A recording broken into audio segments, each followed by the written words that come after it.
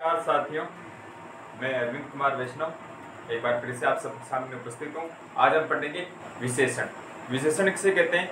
संज्ञा या सर्वनाम शब्दों की विशेषता बतलाने वाले शब्दों को विशेषण कहते हैं तथा जिस शब्द की विशेषता हम बताते हैं उसे हम विशेष्य कहते हैं। तो पढ़ते हैं विशेषण। संज्ञा या सर्वनाम शब्दों की विशेषता बताने वाले शब्द विशेषण कहलाते हैं। जिस शब्द की विशेषता प्रकट की जाती है वह क्या कहलाता है? विशेष्य कहलाता है। ठीक है, जैसे उदाहरण लेते हैं विशेषण विशेष्य। लाल टमाटर, तो लाल क्या है? लाल विशेषता टमाटर की। टमाटर कैसा है? लाल, तो लाल है विशेषण और टमाटर है विशेष्य। नीला अंबुज, नीला धन अंबुज दीर्घ संधि है, तो नीला, नीला विशेषता है। अंबुज कैसा? नीला। अंबुज यानी था कमल वैसे ना, तो अंबुज क्या है? विशेष्य। ठीक है, अंबुज की विशेषता बता रहे हैं कमल की। भले लोग, भले विशेषण है कि लोग कैसे हैं? भले, तो लोग क्या है? विशेष्य। ठीक है, 50 बच्चे, बच्चे कितने हैं? 50, तो विशेषता होगी 50 और बच्चे हो गया विशेष्य, जिसकी विशेषता हम बता रहे हैं। विशेषण के प्रकार। विशेषण वैसे अगर हम संस्कृत भाषा की बात करें तो संस्कृत में 4 विशेषण माने जाते हैं। अगर आप राइटर की किताब पढ़ोगे तो 90% या 80% किताबों में आपको 4 विशेषण के प्रकार मिलेंगे। गुणवाचक, संख्यावाचक, परिमाणवाचक और सार्वनामिक या संकेतवाचक। 2 नाम आते हैं, 4 आपको मिलेंगे। लेकिन अगर हम एनसीईआरटी की बात करें, नवीन हिंदी व्याकरण, तो उसमें 5 दे रखे हैं विशेषण, मुख्यतः 5 प्रकार के। गुणवाचक, संख्यावाचक, परिमाणवाचक, सार्वनामिक या संकेतवाचक और 5 दे रखा व्यक्तिवाचक। 90% किताबों में आपको ये नहीं मिलेगा। लेकिन अगर ऐसा प्रश्न आ जाए कि विशेषण कितने प्रकार के होते हैं तो हम मानेंगे 5, क्योंकि एनसीईआरटी के आधार पर आप रेट लगा सकते हो।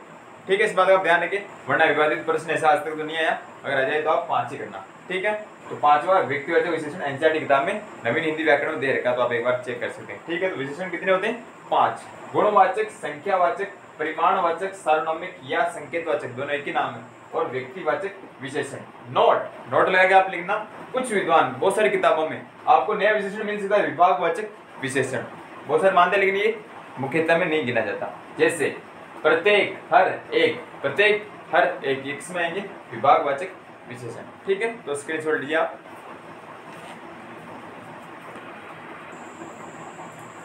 अब हम बात करते हैं एक एक सर्वनाम की। पहला सर्वनाम लेते हैं विशेषण लेते हैं गुणवाचक विशेषण।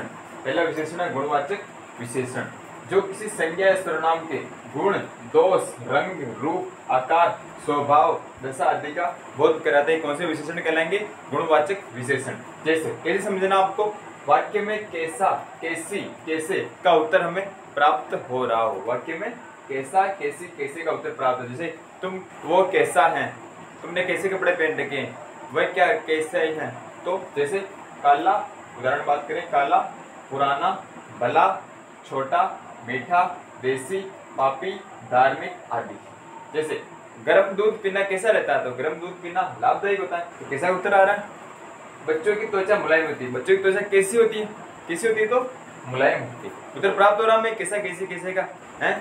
उसका कमीज का रंग कैसा है, तो काला। तो कैसा उत्तर प्राप्त हो रहा है। तो वाक्य की कमी नहीं है उदाहरणों की, आपको केवल समझना है। तो गुणवाचक यानी गुण का बोध करा रहा हो। कैसा, कैसे, कैसा, कैसी, कैसे का उत्तर हमें प्राप्त हो रहा हो। ठीक है, दूसरा विशेषण बात करते हैं संख्यावाचक विशेषण। नाम से स्पष्ट है, संख्या का बोध कराएगा, यानी संख्या का बोध हो। लेकिन संख्या कैसे पता करेंगे? तो कितना, कितनी, कितने का उत्तर हमें प्राप्त हो रहा हो। कितना, कितनी, कितने का उत्तर हमें प्राप्त हो रहा हो। ये 2 प्रकार होते हैं, निश्चित और अनिश्चित।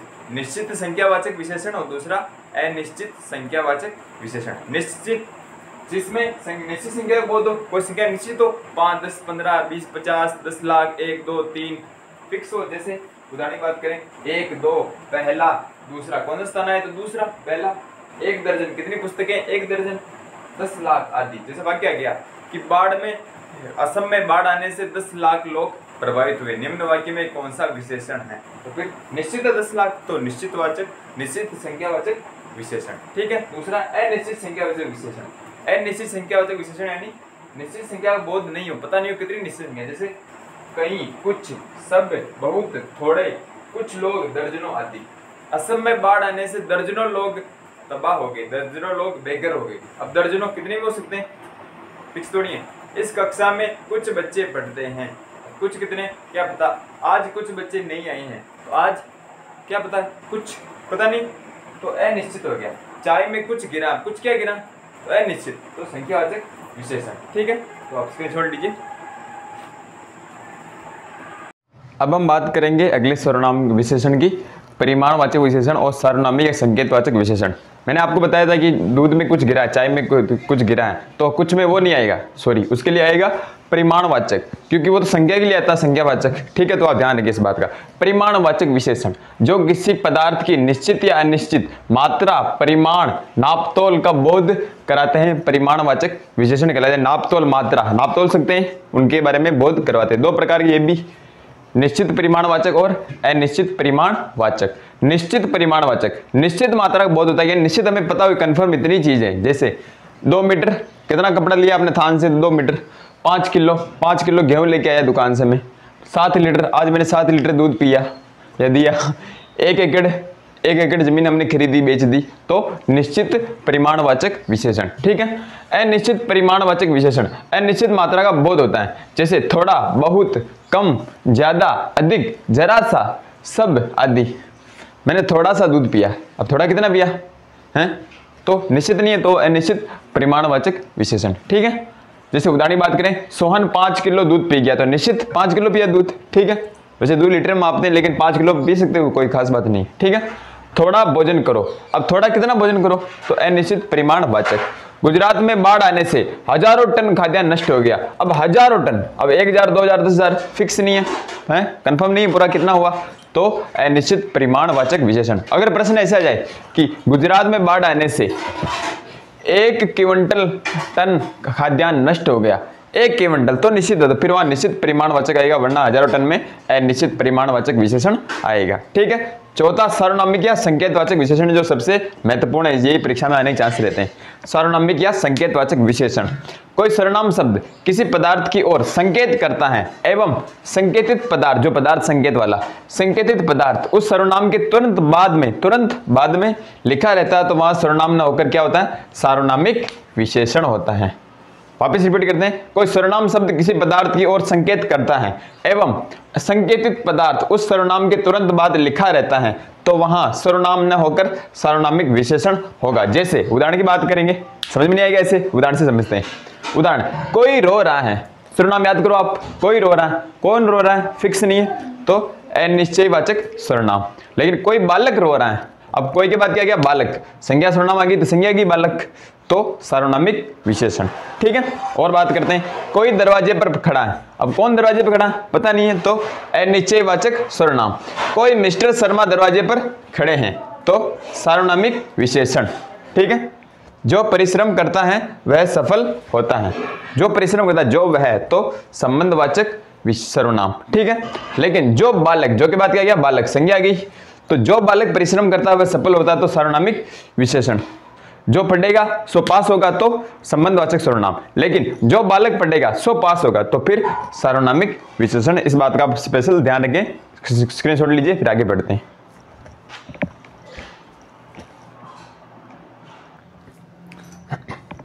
अब हम बात करते हैं लास्ट विशेषण, अंतिम विशेषण, व्यक्तिवाचक विशेषण। वो एनसीईआरटी के अनुसार है, वरना आपको अगर समझ में आए तो 4 ही है वैसे, है ना, समझने में, वरना एनसीईआरटी के आधार पर हम रेट लगाए तो हम 5 मानते हैं। ठीक है। तो व्यक्तिवाचक विशेषण, जो व्यक्तिवाचक संज्ञाओं से बनकर अन्य संज्ञा या सर्वनाम की विशेषता बताते हैं, व्यक्तिवाचक विशेषण कहलाते हैं। जैसे जोधपुरी जूती, बनारसी साड़ी, कश्मीरी सेब, बीकानेरी भुजिया आदि बहुत सारे होते हैं। तो जोधपुरी, अब यह जोधपुरी क्या है, व्यक्तिवाचक संज्ञा से मिलकर बना हुआ है, तो जोधपुरी क्या है, व्यक्तिवाचक विशेषण है यहाँ पे। बनारसी, बनारस से मिलकर बना हुआ ई प्रत्यय, तो बनारसी व्यक्तिवाचक विशेषण। कश्मीरी, कश्मीर धन ई कश्मीरी, तो व्यक्तिवाचक विशेषण। बीकानेरी, बीकानेर धन ई बीकानेरी, व्यक्तिवाचक विशेषण। ठीक है। अगला बात करें प्रे विशेषण, ये भी आता है बहुत बार कभी आ जाए तो। प्रे विशेषण, ऐसे शब्द जो विशेषण की भी विशेषता बताते हैं, ऐसे शब्द जो विशेषण की भी विशेषता बताते हैं और ज्यादा विशेषता बताते हैं। जैसे राम अच्छा लड़का है, तो राम अच्छा लड़का, अच्छा क्या हो गया, विशेषता होगी, विशेषण हो गया। लेकिन राम बहुत अच्छा लड़का है, राम बहुत अच्छा लड़का है, तो अच्छा तो पहले विशेषण था, अब बहुत और आ गया, 2 विशेषण आ गए, तो ये क्या हो गया, इसका प्रे विशेषण, जो विशेषण की भी विशेषता बताए। कैसा लड़का है, तो बहुत अच्छा है, अच्छा भी कैसा, बहुत अच्छा, तो प्रे विशेषण। कश्मीरी सेब सिंदूरी लाल होते हैं, अब कैसे होते हैं, लाल होते हैं सेब, विशेषता आ रही है विशेषण। लेकिन सिंदूरी प्रे विशेषण आ गया, तो सिंदूरी लाल होते हैं, और बताए सिंदूर के समान लाल होते हैं, ये हो गया। मेरे पास 5 दर्जन पुस्तकें, तो फिक्स है 5 दर्जन, लेकिन लगभग 5 दर्जन है, लगभग, तो लगभग और विशेषता बताना कि कितनी होनी चाहिए, लगभग होनी चाहिए। तो ये क्या हो गया, प्रेफिसेशन। ठीक है, आप स्क्रीनशॉट लीजिए इसका। अब हम बात करेंगे विशेषण की अवस्थाएं। वैसे विशेषण पूरा हो गया है, लेकिन अगर बाई चांस यहाँ से प्रश्न आ जाए तो आपको पूरा बताते हैं। ठीक है, तो विशेषण की अवस्थाएं, तुलना की दृष्टि से 3 प्रकार के विशेषण होते हैं। तुलना की दृष्टि से कितने होते हैं, 3 प्रकार के विशेषण होते हैं। कौन कौन से, पहला मूलावस्था, दूसरा उत्तरावस्था, तीसरा उत्तमावस्था। मूलावस्था, उत्तरावस्था, उत्तमावस्था। मूलावस्था, उत्तरावस्था और उत्तमावस्था। मूलावस्था यानी मूल अवस्था, मूलावस्था जिसमें किसी संज्ञा या सर्वनाम की सामान्य स्थिति का बोध होता है, सामान्य स्थिति का, नॉर्मल कंडीशन का बोध होता है। सामान्य स्थिति जैसे राम अच्छा लड़का है, राम अच्छा लड़का है, सीता अच्छी लड़की है, वह अच्छा लड़का है। नॉर्मल एक आदमी के बारे में हम बात करते हैं, एक व्यक्ति के बारे में, तो मूलावस्था। ठीक है, मूलावस्था। दूसरी उत्तरावस्था यानी तर प्रत्यय लगेगा इसमें, जिसमें 2 संज्ञा सर्वनाम की तुलना की जाती। क्या की जाती, 2 लोगों की तुलना, 2 संज्ञा या सर्वनाम की आपस में तुलना की जाती, कंपैरिजन किया जाता है। जैसे राम श्याम से अच्छा लड़का, राम किससे अच्छा लड़का है, श्याम से राम अच्छा लड़का है। ठीक, राधा पटुतर बालिका, अब तर प्रत्यय गया, उत्तरा तर, तो तर प्रत्यय यानी तर प्रत्यय का प्रयोग भी इसमें होता है। तो राधा पटुतर बालिका, तो भी कौन सी अवस्था होगी, उत्तरावस्था। मोहन श्याम से अच्छा लड़का है, वह श्याम से अच्छा दौड़ता है, तो उससे आ गया, तुलना होगी 2 जनों में, तो उत्तरावस्था। ठीक है, तीसरी है उत्तमावस्था। उत्तम यानी सबसे उत्तम, सर्वोत्तम, तो जिसमें 2 से अधिक संज्ञा सर्वनामों की तुलना करके एक को सबसे अच्छा बताया या बुरा बताया जाता है।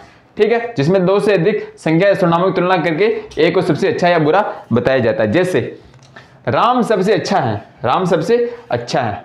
ठीक, राम सबसे अच्छा लड़का है, ऐसे ही बोल सकते हैं, कक्षा में राम सबसे अच्छा लड़का है, तो उत्तमावस्था।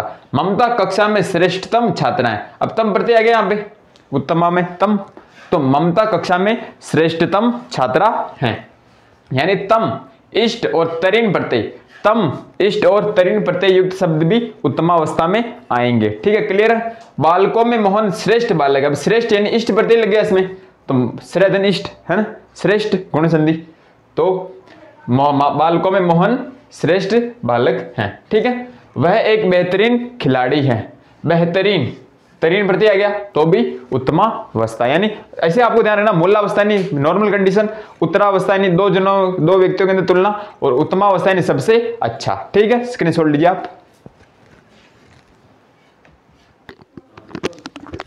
ठीक साथियों, अब हम बात करते हैं विशेषण की रचना। अगर रीड के लिए स्पेशल आता है क्वेश्चन इसमें से, क्योंकि विशेषण की रचना बहुत बार पूछ लेते हैं, तो कैसे होती है, जैसे हमने बात की थी पहले, उसी प्रकार से विशेषण की रचना भी हम करते हैं। ठीक है, जैसे विशेषण की रचना, संज्ञा से विशेषण बनाना, किससे पहले, संज्ञा से विशेषण बनाना, यानी संज्ञा विशेषण। भय से क्या बन जाएगा, भयंकर। प्यार से प्यारा, समाज से सामाजिक, पुष्प से पुष्पित, स्वर्ण से स्वर्णिम, पुष्प से पुष्पित आया हुआ है, पुष्प क्या बनेगा, पुष्पित। प्यार से प्यारा, स्वर्ण से स्वर्णिम, जयपुर से जयपुरी, ये व्यक्तिवाचक अभी आया था विशेषण उसमें, जयपुरी। धन से धनी, ये भी आया हुआ है, धन से धनी। भारत से भारतीय, ये भी आया हुआ है, भारत से भारतीय। रंग से रंगीला या रंगीन। देव से देवी, ये भी आया हुआ है, देव से देवीय। श्रद्धा से श्रद्धालु। चाचा से चचेरा, चचेरा भाई कहते हैं अपन, तो विशेषण वो भी संज्ञा से। विष से विषैला, बुद्धि से बुद्धिमान, गुण से गुणवान, दूर से दूरस्थ, लाभ से लाभकर, ये भी आया हुआ, लाभ से क्या बनेगा, लाभकर।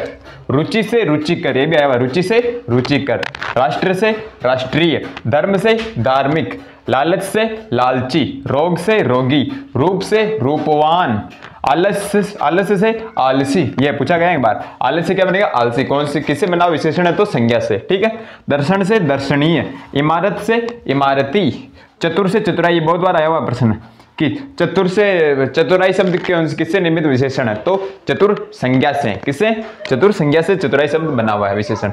ठीक है, सुगंध से सुगंधित, स्वर्ण से स्वर्णिम, दिन से दैनिक, और आडा से अड़ियल, ग्राम से ग्रामीण, लोभ से लोभी, पशु से पाश्विक, पशु से क्या बनेगा, पाश्विक आया हुआ है, पशु से पाश्विक विशेषण बनेगा। स्वर्ग से स्वर्गीय, स्वर्ग से स्वर्गीय। ठीक है, दूसरा सर्वनाम से, सर्वनाम संज्ञा के बदले प्रयुक्त होने वाले शब्द बता रखा मैं सर्वनाम पूरा, तो यह का ऐसा, वह का वैसा, कौन कैसा, जो का जैसा, मैं मेरा, तुम तुम्हारा।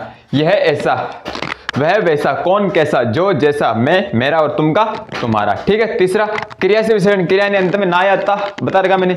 तो भागना से भगोड़ा, लड़ना से लड़ाकू, लूटना से लुटेरा, लिखना से लिखित, आया हुआ है लिखना से लिखित। लिखित विशेषण किससे मिलकर बना हुआ? तो क्रिया से। हसोड़, हसोड़ किससे निर्मित शब्द है? तो क्रिया से। हंसना, है ना, हंसना, तो हसोड़। वंदन से वंदनीय, झगड़ से झगड़ालू, यानी झगड़ना, ना लेने का झगड़ना से झगड़ालू। ठीक है। अंतिम लास्ट है अवयव से।